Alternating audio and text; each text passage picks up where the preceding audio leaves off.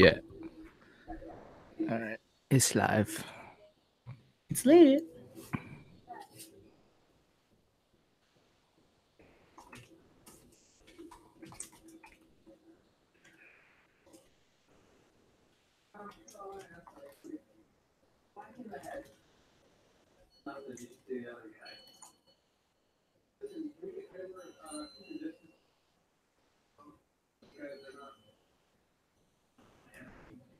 You still want to record tomorrow, eh?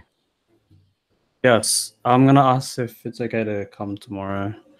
What are we gonna do tomorrow? But because if we just do the talk today, what will we do? What do you mean? Well, this will be for next week, right? Oh, it's a good day.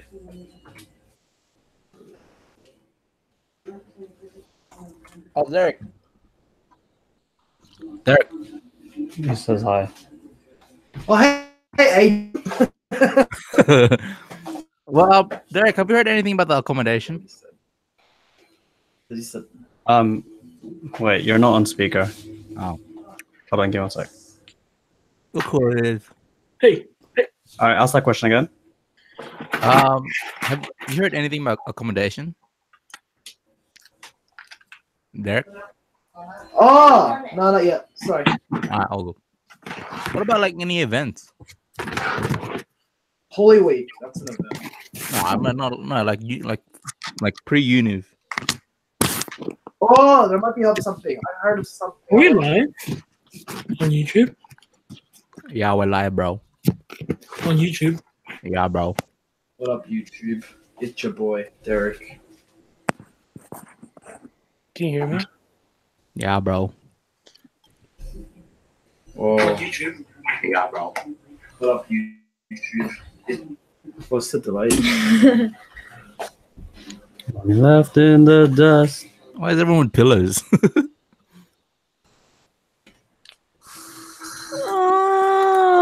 Wait, I need to go on the. I want to see the YouTube video. So What looks like Phantom. I don't know. Yeah, I can't. I'm Agent, Chloe's Phantom, and what's Pat? Does Pat have pimples today? Oh yeah, he does have pimples. He's Davis. Now I'm Swanty. L2. Davis. Davis. Wait, how does he have a logo? Davis. Davis. Oh my God! You're trolling me right now. You're trolling. All right, I gotta put it on. How does he have a logo? I have 1 million subs. Hi, Patrick Dab. Sorry. Okay. Okay. All right. Tell me when. Now, yeah, I'm already recording. There you go.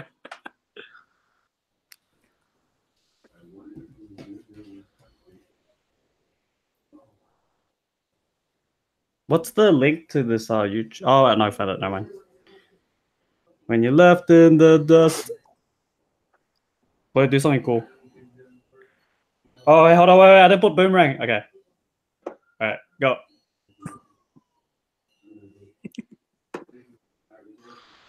Oh, I like your shirt, by the way. Where'd you get that from? Oh, I got that from like I don't want to say because we're not sponsored yet. Wait, EJ, I have the same shirt. Are you serious? Should I wear it? Francis got me this shirt. Shout out to Francis. Go frick. Oh, my mom got me that shirt. Shout out to my mom.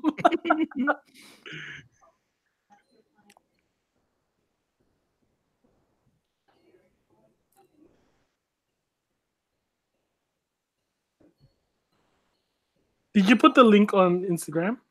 Yes.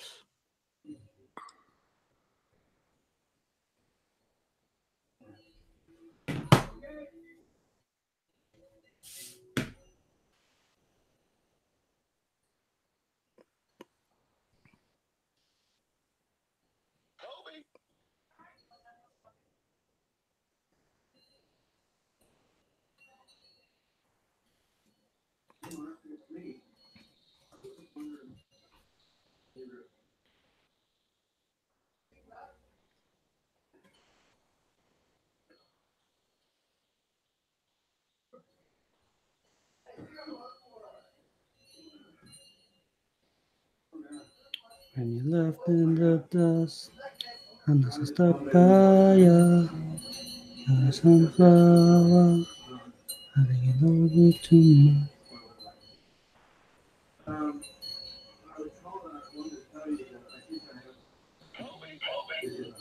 Oh wait.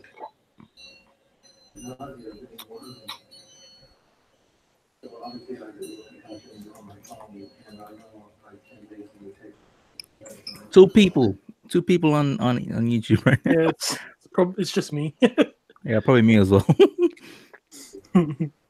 We're our number one fans. You gotta admire your own work.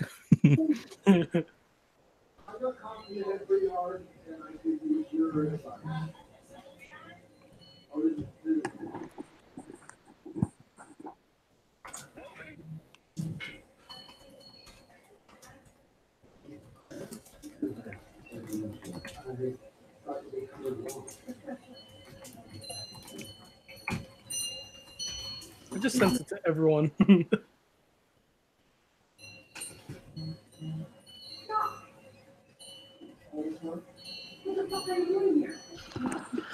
All right. Yo, introduce yourselves in the chat. Oh, there's our number one fan, Arjo. What's up, man? Yes.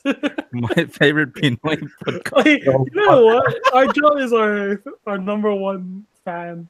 It literally is like. Remember at your birthday, EJ, where he was like, "Oh, is this the GNG crew?" I was in the car with him. He's like, literally, I've listened to every podcast. I'm like, really? Wow. Okay. Shout out to you, man. You're always here, bro. I appreciate that. He wasn't here last week. He was Oh here yeah, last what's up week. with the wind chimes? I can hear it. Oh yeah, sorry, that's my neighbors. I tell your Oh, I thought neighbors, that no, fuck off. Hey, that's not very nice. The filler ones, the filler neighbors. Yeah, bruh. The one that does karaoke while we record. Nah, the ones, Yeah. the ones that watch like the Filipino movies. Ano? Kung wala ka na maintindihan. Have you remember that song? That was like a meme. Oh, another surprise. I got another surprise. I was Yeah. at work last time. Have any of you been to Hyams Beach before? Yes, it's so nice. Long time ago. But 2-hour drive. Yeah, I know that's the only thing. You bringing Macy there? Nah, not for Macy, dude. I think Macy would like start like trying to Get out. Get out. Yeah. yeah. Yeah, fair enough. Why do you want me to go with you, Patrick? Nah, I want to bring I Kaya. think- I want to bring you. I think he's gonna bring his girl. He's gonna bring his girl. Shout out to Patrick's girl. Oh, bro. Woo! Brandon's my girl. Agent, drama alert. For our first story of the day. All right, you want to start? Let's go. Who's hosting? I am hosting. Let's go. Someone just messaged me. No, that was me. Oh yeah, it was you. All right. Yo, welcome back to another week, another episode, another hoe on my phone with another dope. Oh. And I got my boy. I got another week of my boys with me. Say what's up to the live stream. Hi. Hey, how's Hi. it going? Yeah, this is. Hey. Oh, I wanna know If you be my girl. 2, 3, 4, 5, 6, 7, 8. We always get lit. Don't tell us we are not a lit podcast, okay? Hey, you guys want to hear the most lit song ever? It's Oh, the one no. song I play. Oh no. Come on, you gotta say that this is the best song ever. I goes. Hey, what? Yeah.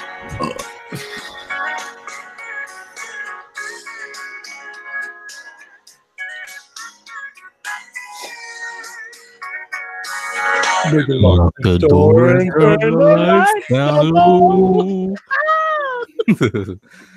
All right, let's start this. Let's start. Let's begin. Last week we were discussing trades, and that was just hours before the trade deadline. And now that the trade deadline has passed, it's almost been a week now, or almost been a week. It has been a week. Yeah. We want to talk about, and it's basically pretty much about to pass, or already has passed the halfway point of the season. So we decided to talk about the surprises and disappointments of the NBA season. It could be a team, it could be a player, it could be just anything, a trade that you didn't like or you were surprised about. Pat, let's start with a surprise of the NBA season for you. What's the surprise? Probably one that we just missed out from last week when we were recording was the Tobias Harris trade. But that didn't happen. We missed out, right? Like, No, we discussed that, bro. no. Oh, we did. Oh, yeah, we did. Last week? Yeah, no. Yeah, we did because I said it was yeah, we did. bestiality. Oh, but still, that's still a surprise. You said Tobias Harris wasn't really carrying the Clippers. Yeah. Yeah. No, I said he was carrying. I'm contradicting. I'm contradicting what I'm saying now because, now, I look at it now, because I didn't realize the effect he had on that team. Bro. Well, I didn't even really notice the Clippers now. Why is the only time I noticed them was when they were first place for a week or two or something, and I was like, what's going on? Yeah. Oh wait, no, sorry. Retract. Marcus Sol trade. I can't believe that actually happened. Dude, oh yeah. As soon as the next morning, EJ just sent it to us that Marcus Sol's now. That was what I was thinking of. I was like, what was the trade that happened that we just missed? Yeah, and it was that one. Yeah. And that was the night before, we literally just discussed the Raptors shouldn't do anything. They should just stay put because there's going to be chemistry issues. There's going to be a lot of moving around. And then the day after, there's a trade. What happened? EJ, you're muted. Crap as always. Bro, Anyway. It's okay. Look at what happened. That was my surprise. Jeremy Lin in the Raptors. Yeah. Oh, true. I don't know if that comes off as a surprise for me though. I mean, that's a pretty big surprise. I did not expect that to happen. Surprise for me because Jalen hit a game winner against them way back, so it's cool. It's cool. I think that Lin trade there is good for. It makes that trade less. What you call it? I guess less surprising. Because you get your depth back. They lost CJ Miles in that trade. That's a pretty good shooter, pretty good guard / forward piece. So to have Jalen back, or to have Jalen replace, is pretty good. I don't mind that, but definitely the Gasol trade was a surprise. I mean, I definitely think he's a lot better player than Valanciunas as well, in his ability to also provide, I guess, playmaking. That I don't think Valanciunas exactly has the same level that Marcus Gasol has. Yeah. So to have another kind of a bit of a playmaker, or someone has a bit more IQ in terms of court vision, that's a bonus for the Raptors. Definitely is upgrade to their starting five. Gasol, he's a much better facilitator, a much better scorer. He can shoot the three if he wants to. A lot better than Valanciunas too. Yeah. They expand the field. Yeah, exactly. So I can see why that's a surprise for you, Pat, because it's definitely like the top 2 team in the East. Maybe you know what? Maybe they did that because of the Tobias Harris trade to the Sixers. Maybe Well, they I thought, think it was just a surprise that that Raptors were able to pull it off. or maybe because of the things they got back. They got a lot of assets from just losing one player. Like they got 3 players and I think a pick or 2. So I wouldn't deny that trade if I were the Grizzlies. But yeah, I think that's sort of could be a reaction move to what the Sixers did. You know, with them getting their 5 pretty solid. Maybe the Raptors saw that as a threat to them and decided to make a move. Sorry, can you hear my neighbors? I think I sort of like a mumble. Did you guys hear me sneeze? No, I didn't know that. Okay, good. This mute works. Cloyd, what's a disappointment for you? I mean, hold up. Let me go back to my notes. Yeah, But actually, my disappointment was the Pelicans. Really, the Pelicans. They were what? When we started this podcast, even you, EJ, you said that AD would be your MVP candidate, correct? Yeah. Yeah, and I like, though I didn't say he was an MVP candidate, but like I slowly believed it because Pelicans were top. But look at them now; they just dropped like insanely low. I think that was one of the big disappointments for me. Slash surprise, the fact that they were so high and everyone had high hopes for them. I even remember people messaging the GNG Instagram page saying, "Oh, you watch AD is gonna be MVP. AD is gonna be MVP." And I was like, there's a possibility. But then, like, look what happened now. He's out of it. I don't think he wants to play for the Pelicans anymore. Yeah, it's just like, it's like when you work at a job and like you're just not in anymore. Yeah, it's like you put you're dedicated to it, and people are praising you about your job, but then like slowly but surely, you just start to lose interest because, like Anthony Davis said, he doesn't feel like that team is that team isn't in the state of mind to win. Yeah, and like today, that's what he said, right? Yeah, and like saying like no one was like felt like they're interested. Sorry, it's like they felt like they're not interested in playing.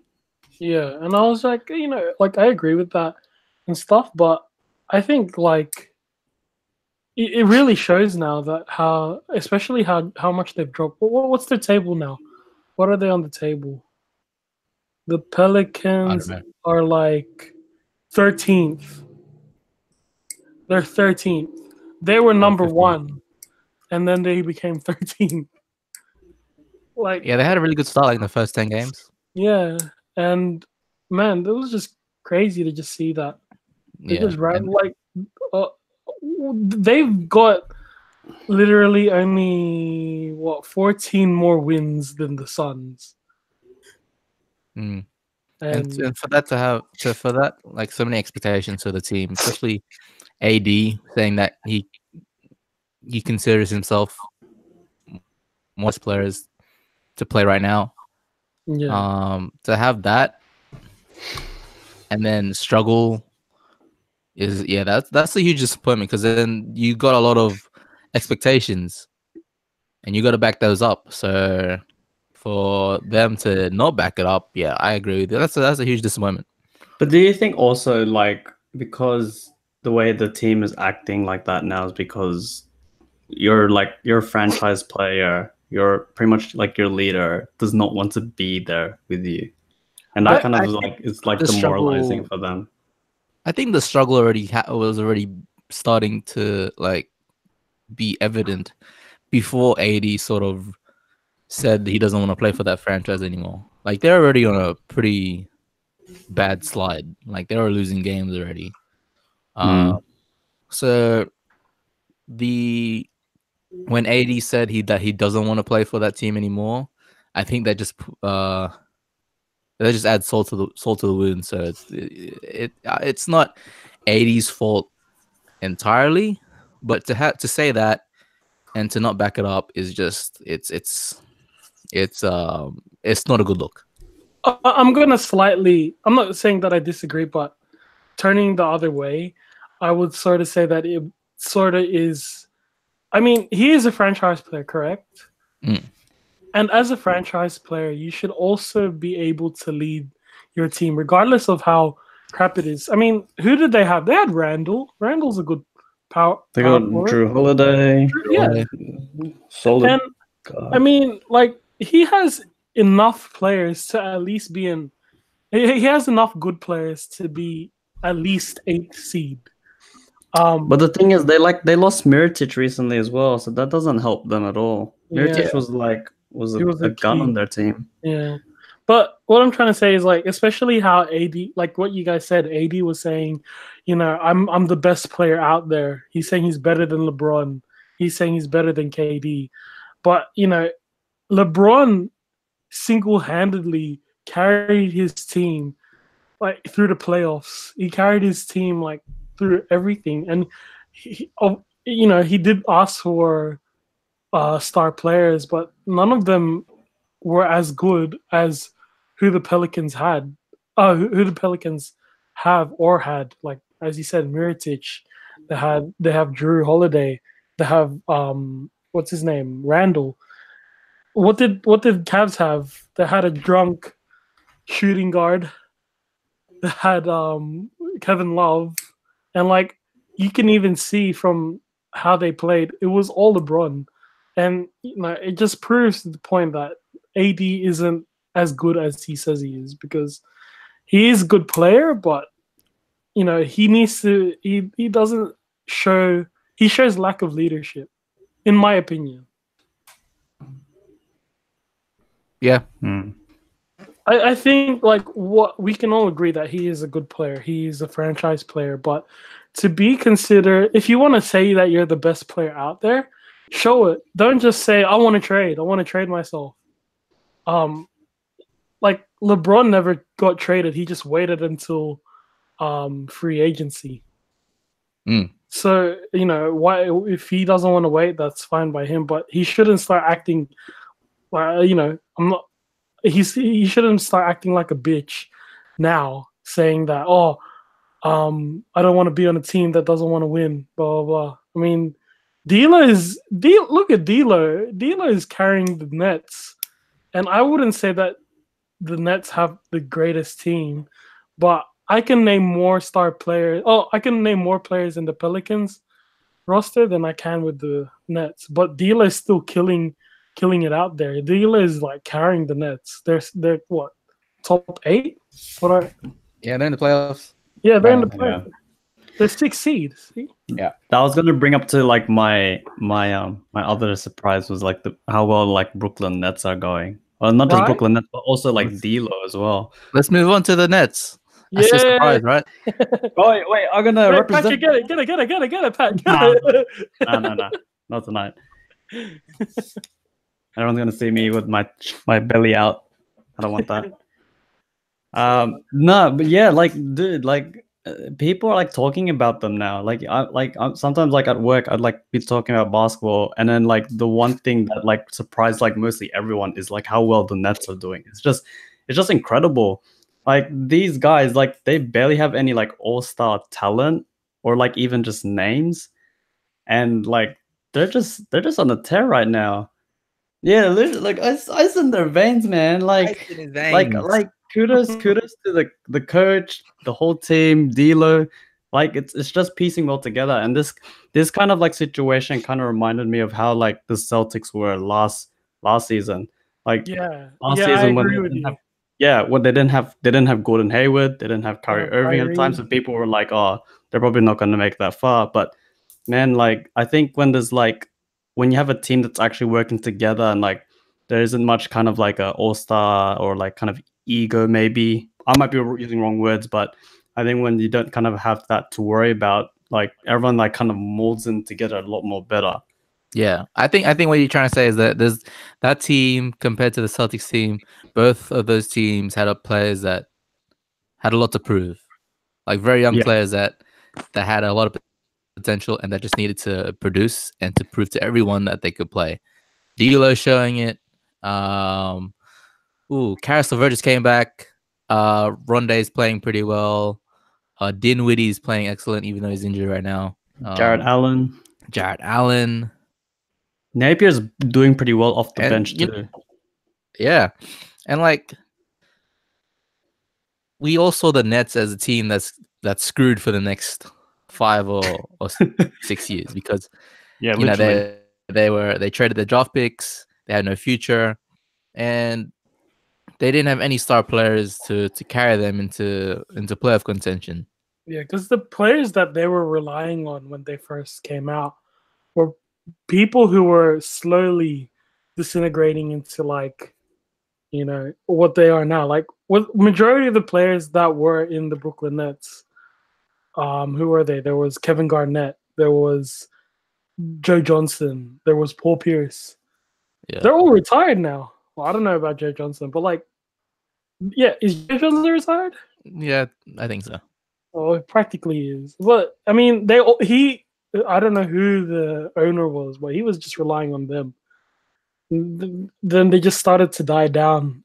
Once D'Lo came in, but man, that's crazy. I mean, and did they fire their coach at any point within the thing? No, they still got the same coach, Kenny Atkinson. Man, like you got to see that this guy, the owner, had faith. He really did have faith in them, and look at them now. Yeah, credit to the management, like for just sticking with it. Yeah, not only sticking with it, but like for the trade for D'Lo, that was a lot of risk, especially with everyone talking about D'Lo's off-field issues. That was a lot of that rep went down the drain. Yeah, exactly. Like they put a lot of chips in for D'Angelo becoming an all-star type guy, and there could have been a lot of it was a high risk, low reward type of thing, or a high risk, questionable reward type of thing. And look, it's paying off. Like, and they've got some solid pieces throughout the draft that are flourishing with the time they've got on court. I really hope that the Nets do continue what they're doing. Obviously, when it's playoff season, it's going to be completely different. But there's less of a threat in the East side, knowing that LeBron's no longer there. The only two people they got to really worry about is Super Kawhi Leonard and what's his name? Greek Freak. Well, they almost beat the Raptors the other day, so. Oh, really? Yeah, I had it not been for Kawhi. Oh, that's all right then. Yeah, it is all right. I mean, look, they're not going to win the season. That's for sure. But to get in the playoffs, it's just a good experience for these young guys, pretty much. I mean, it helps out the management either way, because at the end of the day, I mean, I always thought that the Brooklyn Nets, they have good staff, but they just don't have money to pay the players, like to get good players. No one really wants to play for the Nets. And even when they said, "Oh, D'Lo is moving to the Nets," everyone's like, "Well, that's it for D'Lo." But here he is showing everyone wrong. My geography is not good with them in America, but isn't it Brooklyn's basically like near New York or something? So doesn't that mean they have money? No, but a majority of them are relying on the Knicks. Look, they had Phil Jackson and all that stuff. But I mean, they do have money, but yeah, it's just before the season started, like you looked at the state of the team, you're like a superstar wouldn't go to Brooklyn. Yeah. But now that they're playing really well, there's a chance that a superstar might go there to say, hey, we're here. We come to ball out. Sorry, my bad. But yeah, like definitely like a very interesting team right now. Yeah. Just the way they're able to kind of handle themselves against even like good teams as well. It's very impressive.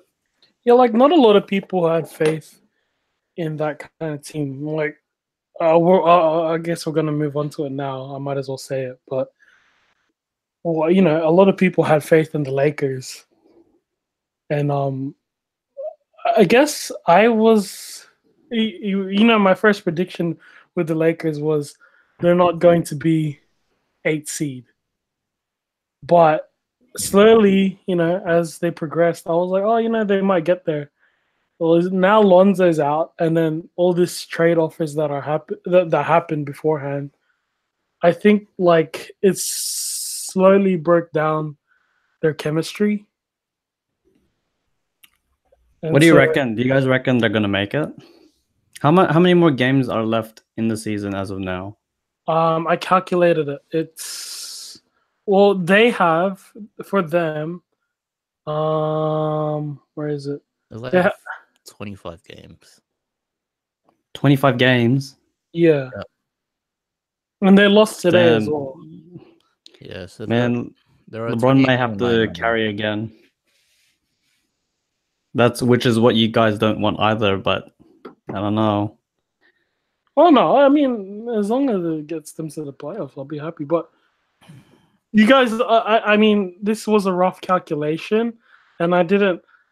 The calculation that I did when I told you guys this was I didn't consider the other people like Clippers or Kings who are 9 and 8, and the Spurs 7. Like I didn't consider their win-loss record. So like if they lost and the Lakers won all their games and stuff. But what I said, for those who aren't in the chat, I said that the Lakers the Lakers can only lose 6 games. Well, at the time before they played today, they can only lose 6 games, and if they lose more than that, then they have a high risk of not being in the playoffs. If they lose more than 10 games, then they're not going to be in the playoffs. And today they lost their first game after how many? So they can only lose 5 more games and they have to win they have to win 20 games to clinch number 8. Yeah. I mean, it'd be possible if they were number 9, but not. I mean, right now, unless they go on a freaking streak right now in the next 25 games and just, lose one every let's say 7, and they're definitely going to be in the thing. But what the Lakers are now, I don't really see them winning 7 games straight. Yeah, especially like they're not on a roll or any kind of like heat streak that they could kind of like build up on. They don't even have a strong chemistry right now because freaking Magic Johnson decided to trade half the team just for one player, and the Pelicans are still like stingy about it. They didn't get anything. No one got anything from there. I mean, look, we got Reggie Bullock now. We can spread it out more. Yeah, but has he really done anything though since the trade?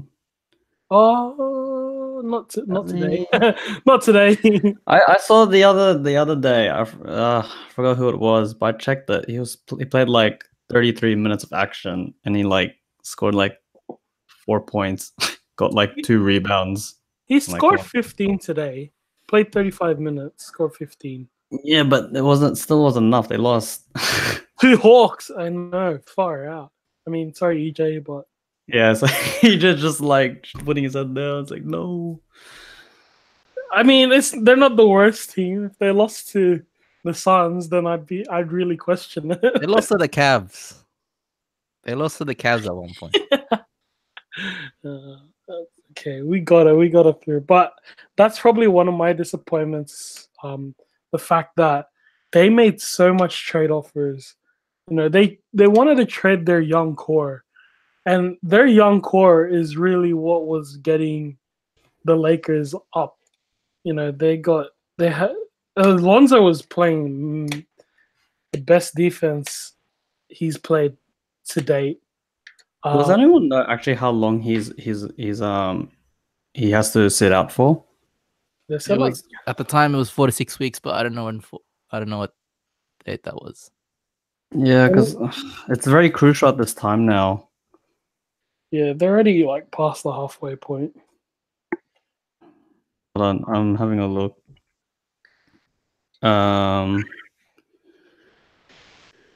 That's tough. Like, Multiples. I'll have a little say about it since I haven't said much about the Lakers. We're on the topic. Let's go. Now EJ's been avoiding it since last week. Look, Come on, man, just let it out. It's growing pains. There's a lot of demand when you have LeBron on the team, and when you don't live up to that demand, you have people. You sit 3 benches away from him. Yeah, exactly. And you got people wanting you to get out. There's a lot of pressure, and when you put a lot of pressure on the young guys, especially in this league, you don't have much experience, you're gonna struggle. You're gonna struggle unless you're willing to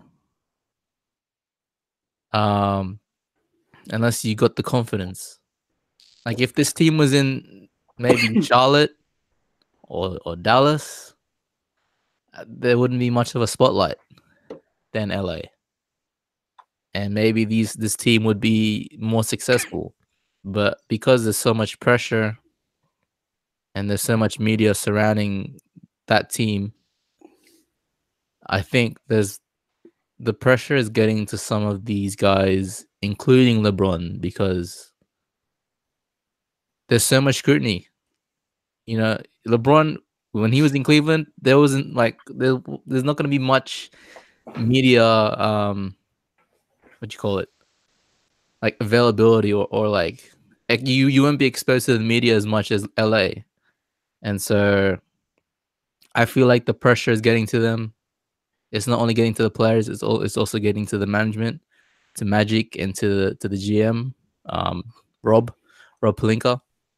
I feel like it's just the pressure, and they just got to group up, work out a way to play some defense and to play consistent offense. And a lot of people are blaming Luke on this. It's not Luke's. Luke it really isn't. It's not. It's not. But LeVar said. Well, you got to take. Well, shout out to my man LeVar. You the man. But I think he's wrong in this sense because consider the injuries. consider the injuries that have come throughout the season. LeBron and Rondo were out significantly. Lonzo's been out. Yeah. And so you have and Kuzma hasn't been really in the lineup. He's been in and out sometimes. You have Ingram, who's still young, and you expect him to be scoring 30 points a game. He's not going to score 30 points a game because he's only in his third year. He's going to be inconsistent at times, and he's not going to be scoring 30 a game. So you're putting a lot of weight on his shoulders. Unlike the team last year, the Lakers team last year, when you had guys like Julius Randle, Brook Lopez, guys who had more experience and more skill, who were more developed. Those guys helped out with Isaiah Thomas, backing them up as well. So, look, don't blame Coach Walton for this. It's really not his fault. He's got a lot of weight on his shoulders, a lot of pressure, a lot of injuries. So there's no cohesion on in this team. He doesn't have much to play around with in terms of how he coaches. Majority of his players, his star players, were just injured, so it just didn't make sense. And for like you said, it really isn't his fault, especially when you can't do anything. It's not his fault that they got injured. And like, I know I'm saying too much here, my goodness. But That's I right. guess a little disappointment for me would be the off-season plan for the Lakers that Magic and the GM set out for LeBron. They decided to switch it up. They decided to add, instead of shooters, playmakers around LeBron.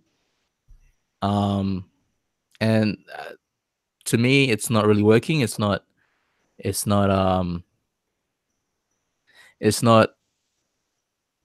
like helping the offense.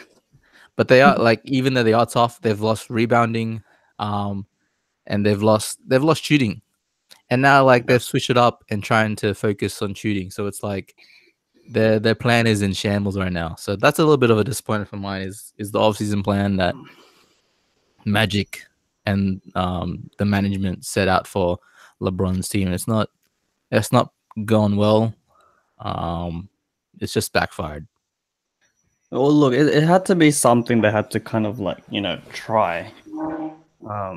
Because I don't think anyone's really ever tried to have a team that consisted like mainly of like playmakers.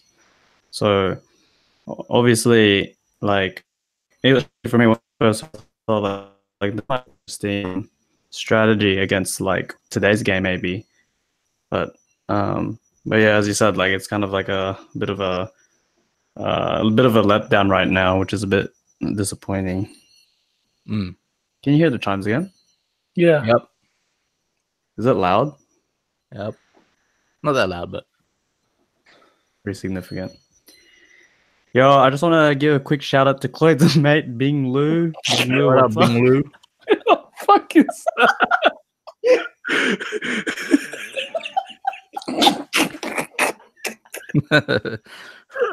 I have no idea. I'm on his channel. I'm like, what the? What is this? No, what's up? What's up? Shout out to you, man. Holy crap.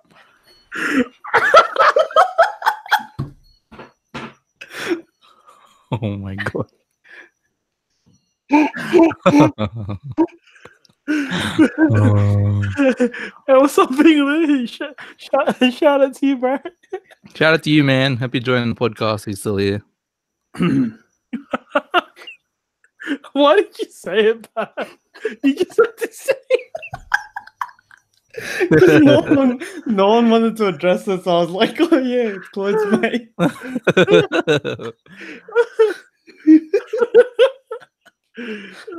Oh, Bing Lu. Oh Hope my you're having fun, god. man. Hope you're having fun. Oh my gosh. Hey, you gotta give him some credit, man. He's got 21 subscribers and he's posted 5 videos yesterday. Yeah. He's on the grind already. On the It's more than us. I'm gonna get that moolah, bro. Gotta get that moolah. What's a surprise for you, Claude? My surprise? Yeah, surprise. My surprise was just all the trades, really. Like, I did not expect.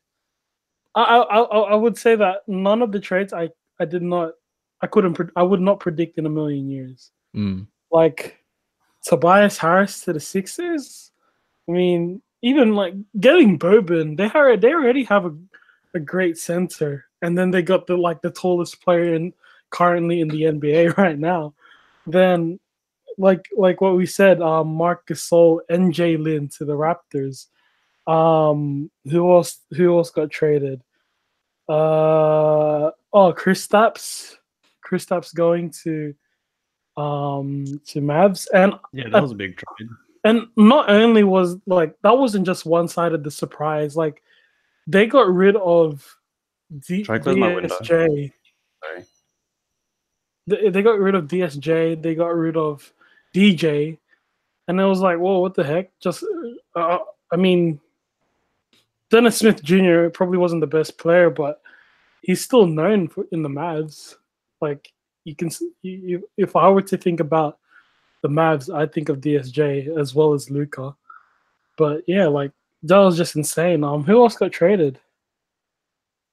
DeAndre Jordan. No, like not just Mavs. I'm not talking about Mavs anymore. Thon Maker. He's in Yeah, thing now. Don Maker with Detroit. Miritich and Stanley Johnson going to the Pels. Oh yeah, that's right. Jabari to the Bulls. Man, like this was Oh, great. by the way, Bobby Portis. My Bobby goodness, Portis. he's that mad. one. Was He just- is mad. Well, He mad that balled he out. got traded. D-Maga got traded and he balled out the next 2 games. Yeah, he did. I was watching that at Because work. those 2 games, well, one of those games was against the Bulls. Man, this is like another player that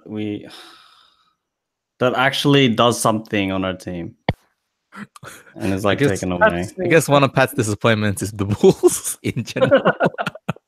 But that's been the past 3 seasons, and it's like you think it's gonna get you don't think it's gonna get any more worse, and then it just gets more worse. And you're just like, okay, Nope.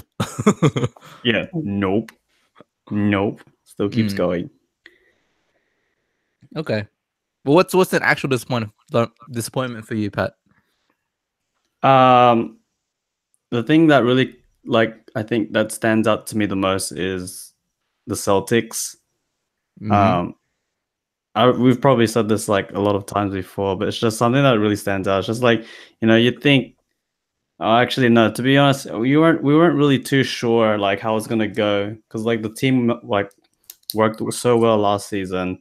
To add back 2 superstars back to the team, will that work out?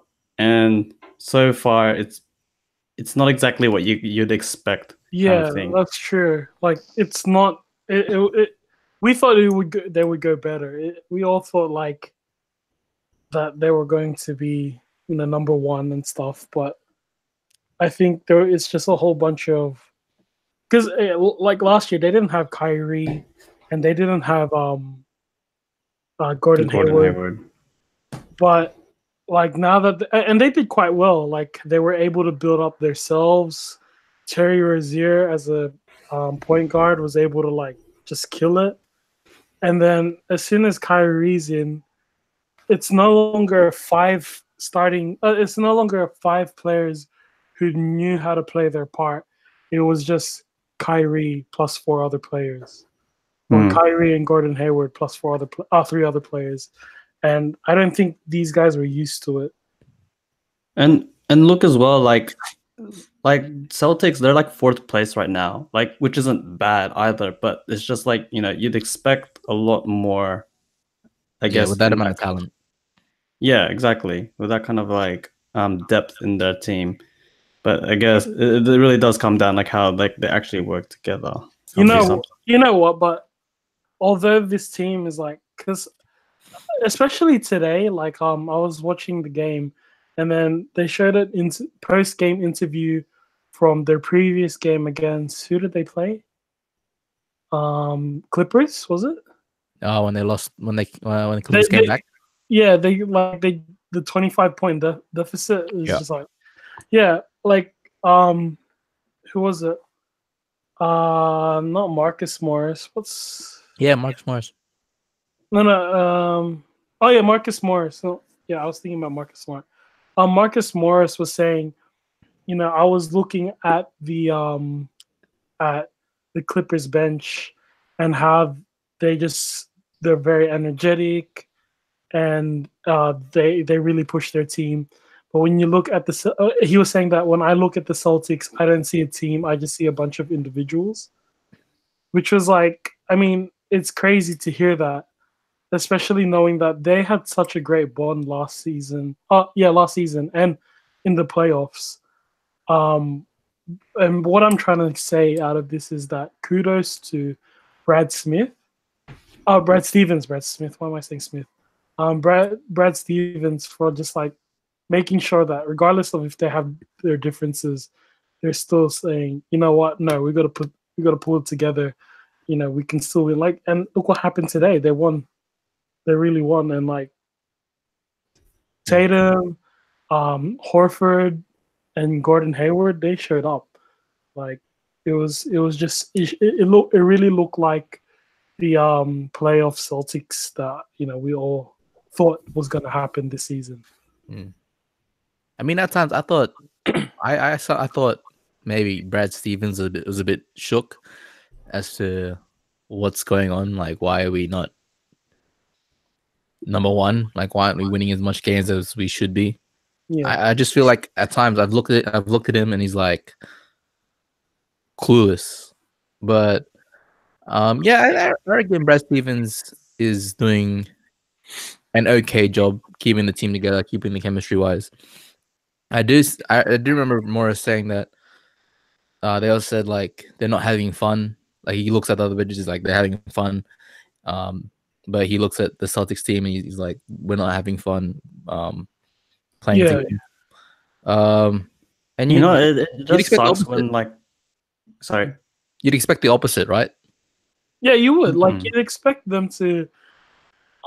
They have their 2-star players back from injuries, and like you'd expect them to be like, yeah, you know what, we got this. If we can do it thing, and now we got two-star players, then we got this. But they're not showing the same,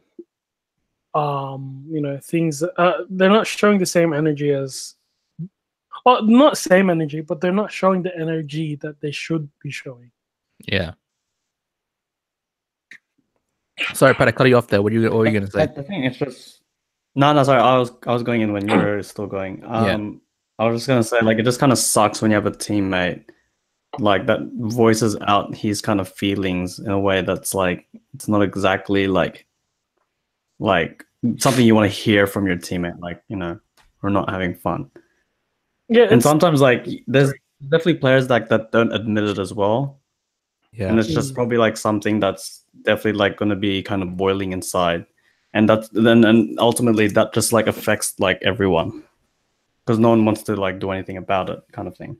I think that with all this being said, the only way that their team morale can get up is if Kyrie makes the effort to to lead the team and build up their morale. Like it's not just like remember when he was saying that he plays with a young team and they don't know anything because they don't have that mentality, blah blah blah.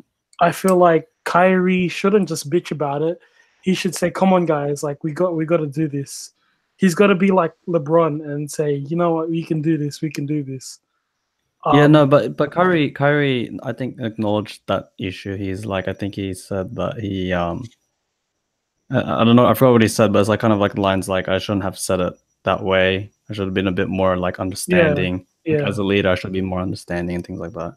And I think I don't know. For me, I haven't seen him put that kind of effort in. That's just me saying that. I don't know if maybe other Celtics fans can say no, but that's really me saying, you know what? If he wants to bring them together, he has to bring them together. Same as with LeBron right now.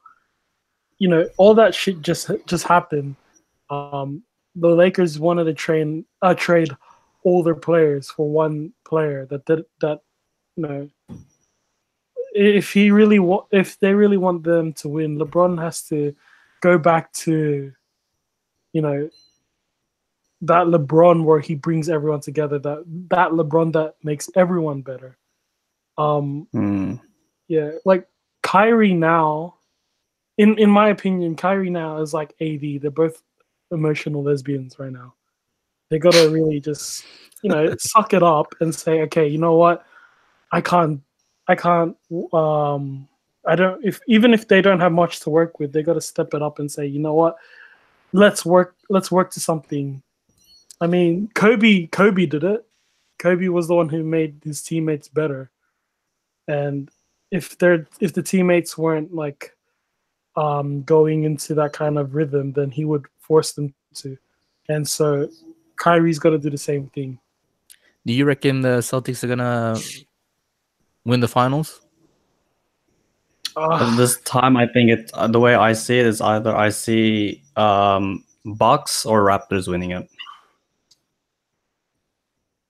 At this, I don't see Celtics winning it. As of this moment, I don't see Celtics winning it. But again, a lot of things have changed in the NBA since we started doing our podcast, and we did our podcast at the start of this season. Um, Yeah. it really depends on how they change their attitude. They've got potential, they really do, but it's not about potential anymore. It's all about playing with heart. It's all about playing with a state of mind kind of thing, because you can't like AD. He's got the best. I mean, he is one of the best centers, I would say, but is he proving it? No. Is he showing it to the world? No. Is he using his potential? No. It's really about like using your potential and not being a waste of life kind of thing. You know, this is the NBA. You know, what's the NBA slogan? Where amazing happens. Where anything can really happen. It's just all about what are you gonna do to achieve it. Yeah, I reckon. What we're looking at right now, it's not championship worthy, but you never know. The postseason is a completely different season from the regular season. Yeah. People step up, teams step up, the intensity steps up, and maybe the Celtics could be this could be a ploy. I don't know, in saying like we're shit right now, but just watch for us in the playoffs. We're just getting started. But you never know with teams, like whether they're just playing around or just trying to make the playoffs so that they can start the real season. And you know what? Yeah, I agree with Cloyd. Kyrie, the older leaders, Kyrie, Hayward, Horford, those guys are going to step up. Not just their performance on the court, but just being vocal leaders, because they're the more experienced type of guys on that team, and you're leading some guys who are second or third year players. Yeah, they're like they're under 25. Yeah, exactly. So those guys, Kyrie, Hayward, and Horford, they gotta realize that, hey, even though we've got playoff experience, these guys might not know what to do come playoff time. So their job as leaders is to say, I got your back. Let's take this one game at a time. We'll learn and we'll get through this. So just stepping up vocally, and not just like performance wise. Like there's two types of leaders. Leaders who lead by example, who lead by their play, and just make other players better. And when you watch that player, you feel like you need to step up. And there are vocal leaders where leaders speak out. They're motivational. They motivate. I think those three guys, maybe Horford, he's maybe a little bit more vocal, but those guys need to be more vocal leaders. They're great. They're great leaders of example, but they need to start leading by motivation, by voicing out their opinion, because that's what communication is. Everyone knows where each other's at mindset wise and each other's goals. I think Kyrie, Hayward, and Horford need to set their goals for this team and make sure that everyone's on the same page. Those three guys, they're the ones on the court, not Brad Stevens. He's coaching on the sidelines. So those guys got to step up for sure. Yeah. I have one surprise, but yeah, what's up? The Sacramento Kings are a fun team to watch.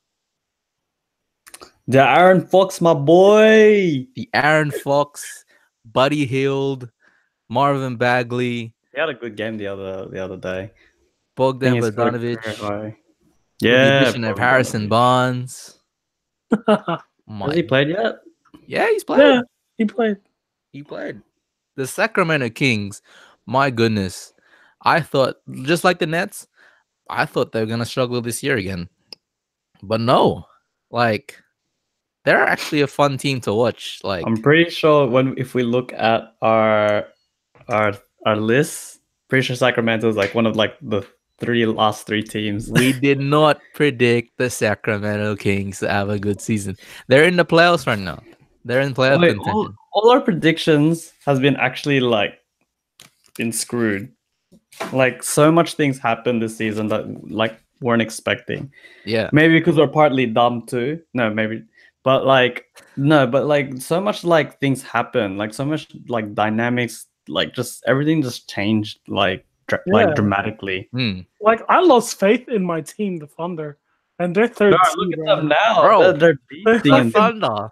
I even goodness. said, I wrote it down on the book. I was saying that I give up. Paul George should have moved to Lakers. But I did have one prediction right. Lakers aren't thing anymore. right now. right Wait. now. Hey, I'm Quickly- sticking with it. quickly about OKC. That was gonna be like my surprise was PG, but we'll get that after like EJ talks about his one. I mean, like the Sacramento Kings, man. Like there was so much scrutiny as to letting go of DeMarcus Cousins. You know, who's going to be the next center, Willie Cauley-Stein, and then they bring in what you call it, Marvin Bagley, and then like no other leaders. Zach Randolph was the oldest guy there, and he's barely playing. And then he got traded. So like you thought the Kings didn't have a leader, just like the Nets. They didn't have a leader. They were a very young team. And look what they're doing now. They're playing fast. They're playing, they're shooting the ball well. Like they're playing entertaining. I watched some Sacramento Kings games. They're fun to watch. They're fast. They're young, and like you know what I gotta say, it is because of Patrick's boy, De'Aaron Fox. Like he's the one who's creating that tempo. He's the one that's making the game. Like he's actually making the game accustomed to the Kings. It's not accustomed to the other team. It's not like half. And I wouldn't even say that it's 2 quarters going to go to one team and 2 quarters. I would say like 3/4 of the way it's always the Kings. Now, don't get me wrong. Sometimes when they play their tempo, they're not playing the right way, but eventually they overcome it. Yeah, and I don't see a drop off from them in coming soon. Like I still see De'Aaron Fox leading them, pushing the tempo, making sure they play fast and just shoot heavy basketball. De'Aaron Fox is probably considered most improved player of the year. Don't at me. Like no, I'm slowly agreeing. I can't stress that enough. De'Aaron Fox has stepped it up in only the second season of his career. It's only his second season. That's it. Kudos to De'Aaron Fox and putting some hard work. Like I know Cloyd and me. It's like a battle between Lonzo Ball and De'Aaron Fox, especially in that first season. But man, respect to De'Aaron Fox, man. He's killing it. He's carrying. Well, not really carrying his team, but he's been a factor for his team. Him and Buddy Hield. Buddy Hield has stepped up. He's becoming nice. He's reaching his potential as a really dangerous shooter. Bagley's developing really nicely. I see this team next year. They could be dangerous. They could potentially be a top 3 team. That's a heavy statement. Next season. Whoa. Top 3 team next season. If wait, in the West. And that's even more surprising. Even more surprising how they're winning so many games while being in the Western Conference. It's like the Western Conference is stacked. It is stacked, and they're beating teams. Yeah.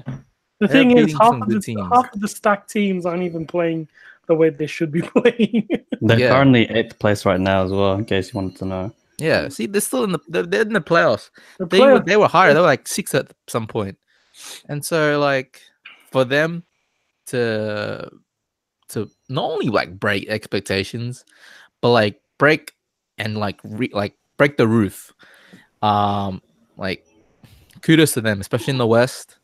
Tough players, Harden, KD, Curry, LeBron. Man, they're playing well. They're playing well. I give them a whole lot of credit, especially to the coach, Dave Yeager. Good coach. It's good to hear my boy being praised right now and being recognized. Man, the Sacramento Kings are no longer a laughing stock. They are no longer the laughing stock of the Western Conference. There's so much change, man. Like, And that's when Yeah. like the Marcus Cousins was still playing there too. Exactly. Like you thought, oh, Boogie left. Oh, this is gonna be really, really, really bad. depressing. It's gonna be depressing for the Kings. Yeah. Oh, fuck. But man, that they've turned it around, man. There's something to hope about in Sacramento. Like there's some good players. I'm gonna say this. I feel like the Warriors aren't going to win like the title What this season? this year. They're not gonna win the title. Oh, They might. whoa. Oh, here we go. Bold statement. Controversy from Whoa. Clay I say that Whoa. because I mean they're playing Whoa. good. It's just I don't know. Is it just me, or do you feel that Boogie Cousins just brings a presence? He brings some sort of like negative vibes. Why you hitting on Boogie, man? I'm not a big fan of Boogie. No, I I mean, think look I at think it's just- Carmelo Anthony. Nah, Come on, definitely not man. the same level as Carmelo Anthony. Carmelo Anthony is definitely like a ticking bomb on your team. DeMarcus Cousins, he's just a very emotional Lesbian. individual, which and he lets it like affect his game.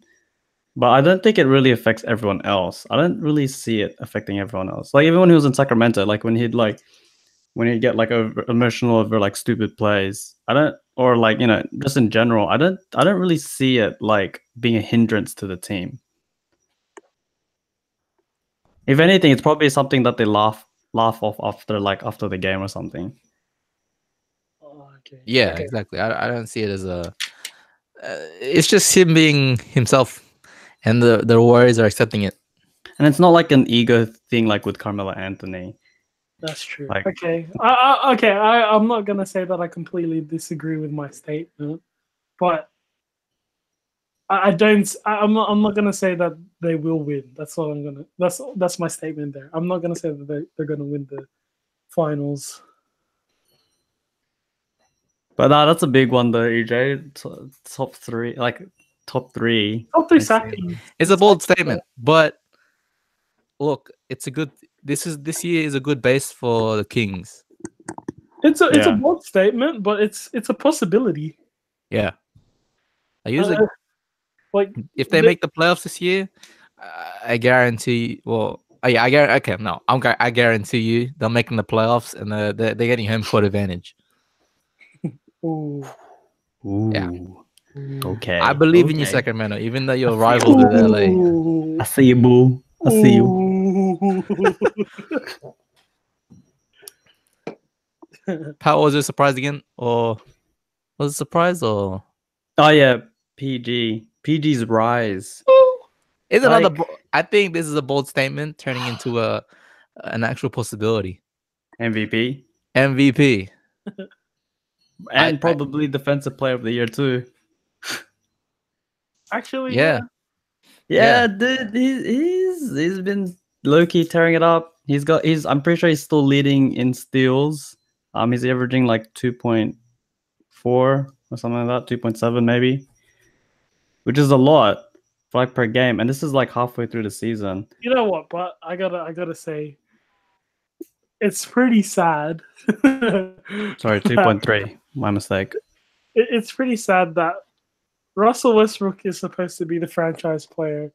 Here comes someone from Indiana, and now he's the star player of the team. This is good because I think Westbrook's starting to realize like he's got to let Paul George touch the ball more and he has to be a bit more of a facilitator because Yeah, Because the dude can obviously the dude can grab boards like for a guard, but like it's good because when he grabs the boards, like he already set the tempo when he starts putting that ball on the floor, and that can like lead to a bunch of like scoring from like his other teammates and especially like Paul George.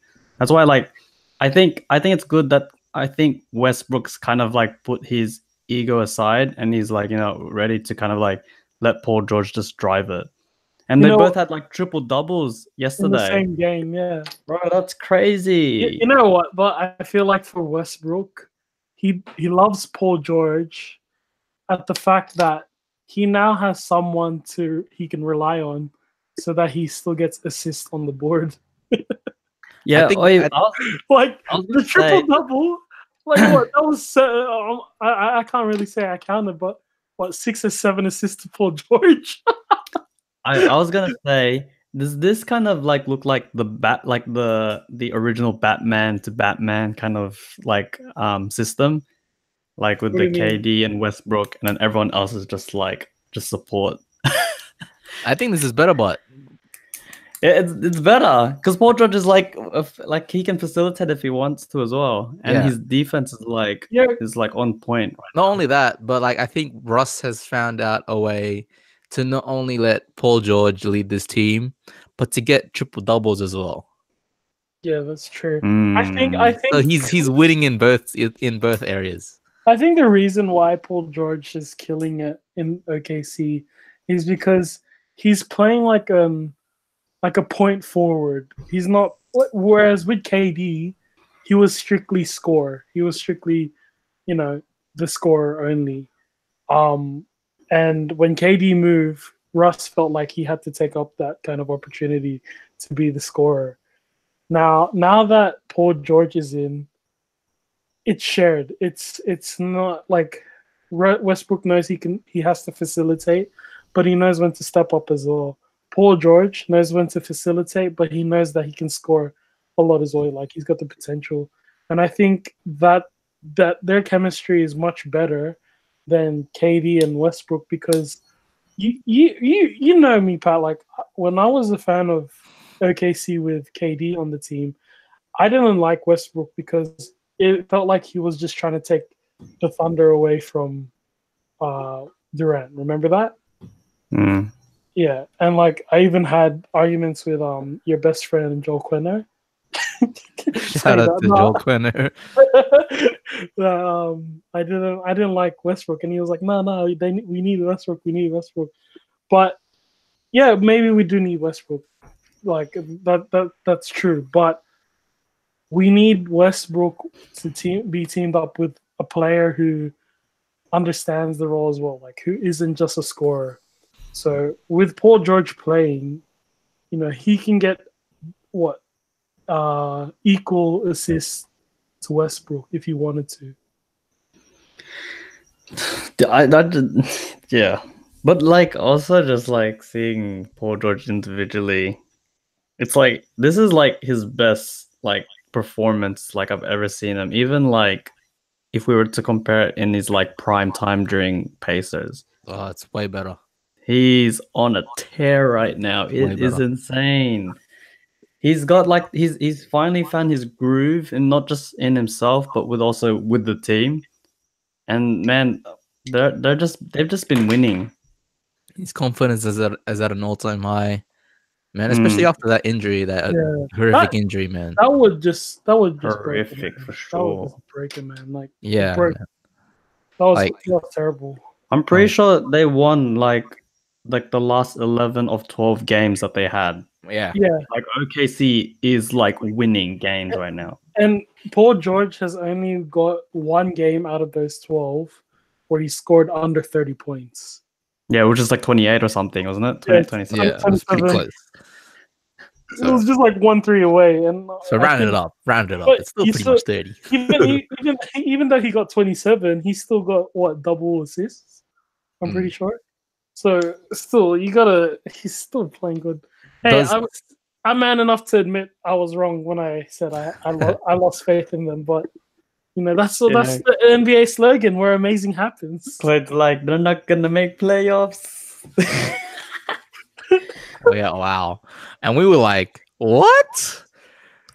Biggest Playoffs? controversy Hey, ever. what about my Lakers? Come on, guys, you can't What? say that now. Lakers, but did I PG say? sucks.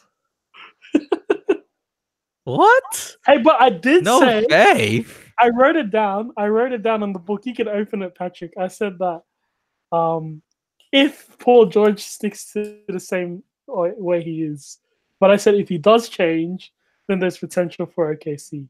You can open up that book. I wrote it down there. I remember I said that. You gonna open it? You gonna open it? Nah, Chloe, we're just like giving you shit, you know. Yeah, I know what I said, but I can defend myself. Nah, we'll ask your mate Bing Lu if he says Oh otherwise. gosh. Hey, Bingley. Bing Liv, you still watching? Hey man. Oh yeah, question. Has PG overtaken Harden and Giannis for MVP talk for you guys? Yes, because Harden, I feel like he's just trying to score points. Giannis, that really hurts. I really want Giannis to win MVP this season, but at this time, PG is just playing so damn well. It's just not because like he's been like scoring a lot, but it's just like what he can also offer, like besides scoring, like his defensive presence, just the way to his ability to like help lead the team. Times like way more than Westbrook, and that's even like when Westbrook is having triple double nights consecutively. Like when I see Russell Westbrook having triple double, I feel like that's a standard now. I think like that's something that he needs to do Yeah, to he needs help to achieve facilitate, it. Yeah. help the team. Whereas Paul George, like I don't know, there's something different about like his presence on the court, not just his scoring, but like everything else as well, every aspect of his game. I feel like he has beat Harden 100%. Has he beat Giannis? I mean, you know my reasons as to why I think Giannis should win MVP, and my reasons is if you can make your team win, if you're like Giannis's mentality isn't to score a lot of points, but it's strictly just to make his team win. You know, it's still too early to say, but if Paul George continues this kind of, you know, streak, then he definitely can be like what 10% above Giannis in the MVP candidacy. But right now, I'm still sticking with Giannis. Me too. I really want Giannis to win MVP. Hey, what happened to EJ? Oh, You good, EJ? Yeah, I just crashed. Okay. wait, did you hear what we I were- said, EJ? What? Were you able to hear what I said? No, what did you say? I said that Paul George has definitely beat James Harden in the MVP race. Yeah. I don't think he's beat Giannis, and because you know my reasons, and it's because that for someone to win MVP, you should really be a player who makes your team win, and that's really Giannis's mentality. Even if he doesn't score the most points, as long as his team will win. Mhm. But with that being said, we're only halfway through the season. If Paul George continues this kind of streak, then there's a chance that he can be, as I said, 5 or 10% higher in the MVP candidacy than Giannis and Antetokounmpo. I agree with I think both of yous with Giannis. I think the reason why PG might be considered MVP is sort of the media playing its part. I think Giannis has been playing consistently at a high level. I think I said Harden a couple weeks ago, and I still wasn't sure about it. I said it was close to Harden or Giannis. Right now, I still put Giannis there. I put PG second, And then and then Harden. Harden, probably a 2A for me, a 2A, because Harden's still like, not gonna lie, he's still trying to get the Rockets to win games. I think of course, he's, may look like he's still trying to keep that streak going of 30 points, per game, or 30 points in a game. It looks like he's just doing that for the stat. But I think he's still there in the conversation as to keeping his team winning, playing at a high level. But Paul George, I think stat-wise, probably playing a little bit better, and they're on a streak. They're on a pretty good streak right now, or like pretty good run of games. They've lost once? You have the in the last games. Yeah. So, man, PG.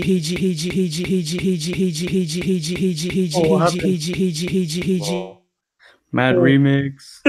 Remix. EJ, you there still? EJ, you're Nah, muted. he's on mute. You're muted. PG. I was like, whoa, damn, BJ's about to throw it down. PG.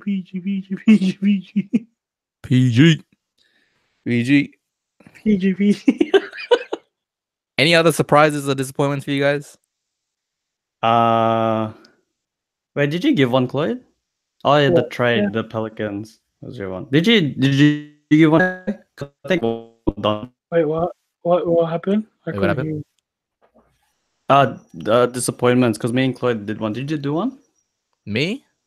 Yeah. I sort of did one with the Lakers management. That's right, yeah.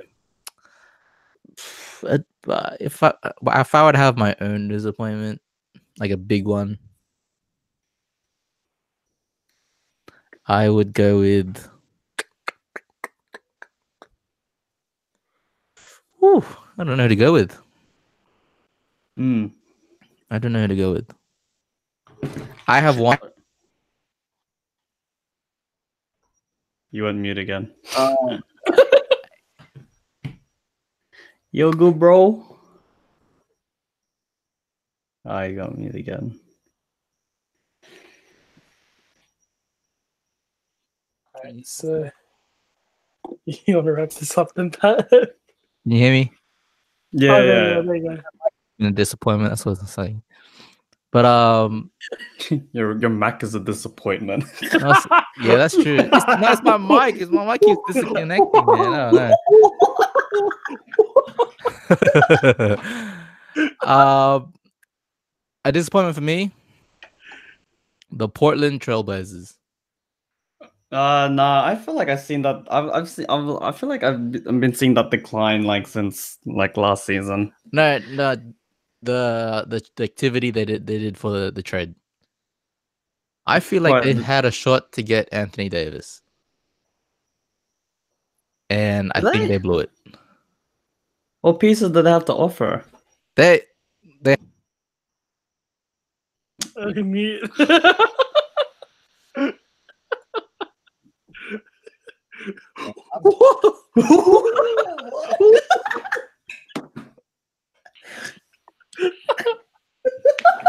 I'll take you on this. Okay. What, you gotta keep that every time now. Every time someone has technical difficulties, you have to just pull up the mic. Yeah, I just feel like they had a chance to. He's giving up on the mic. At least get a good solid front court player. Yeah. But shut up. Yeah, I feel like they've been disappointing. They need more pieces, man. They need to help Lillard and McCollum. Yeah. And they definitely have some work on the front court that they can use. Yeah, man.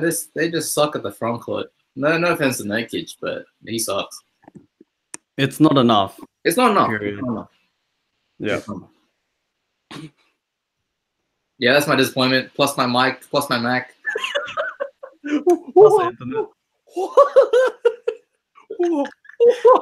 I didn't even know where you got that lantern from, bro.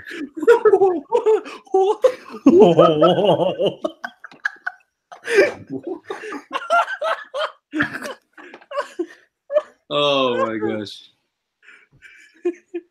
This is actually my light, like my source of light. If I have it here.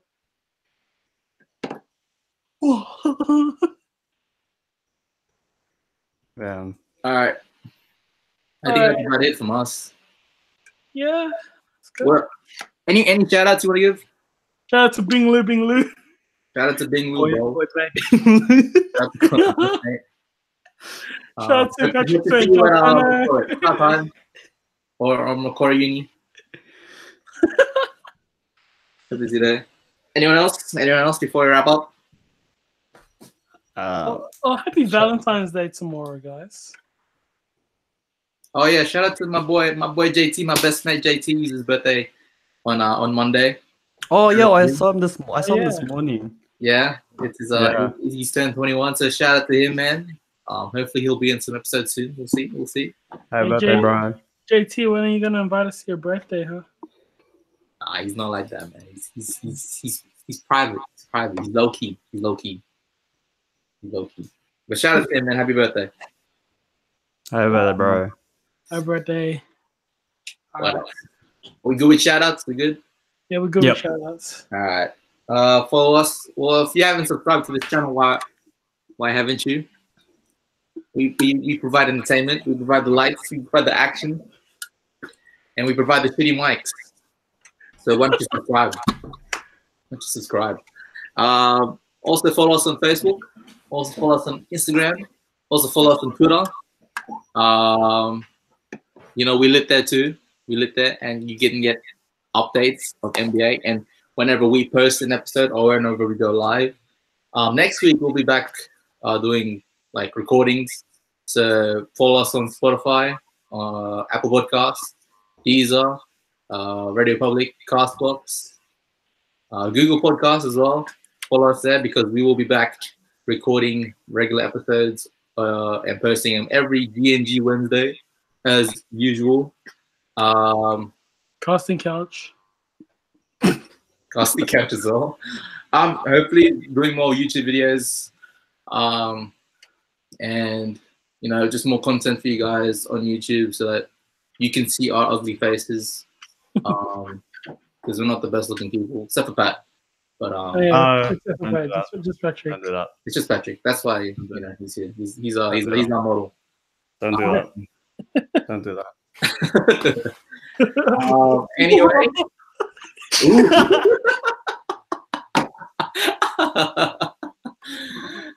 Anyway, Cloyd. So subscribing you, join the crew. You already know what to do. Peace. We'll see you soon. Later. Laters.